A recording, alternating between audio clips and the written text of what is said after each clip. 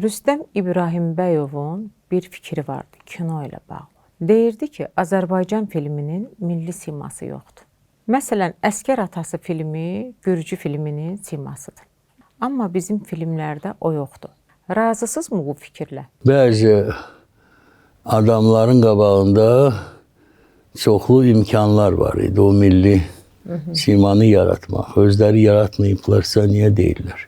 Heç bir Gürcü, heç bir erməni öz paytaxtını bir cənub şəhəri adlandırmaz. Heç kim belə bir film çəkməz ki, bu iki vəhşi, əlində bıçaq, iki avara vəhşi arasında bir dənə Rus qadın deyəməz, sülh məramçılar. Ki, bunlar bir-birini bıçaqlamaz. Heç kimsenin ki, Azərbaycanın balaca bir həyətində əri, arvadı eşək kimi döysün, heç kim qarışmasın. Hər yerdə korrupsiya aləmi götürmüşdü. Gürcüstan, Moldova, Ukrayna, hər yerdə bircə biz korrupsiya haqqında film çəkdik. Bizdədir. Bizdə elə eləyənlər də qorxa-qorxa eləyir. Fərqli olar. Anladım. Və o sözlər düzdür, amma əsas səbəbkar elə o sözləri həm deyən həmin adam.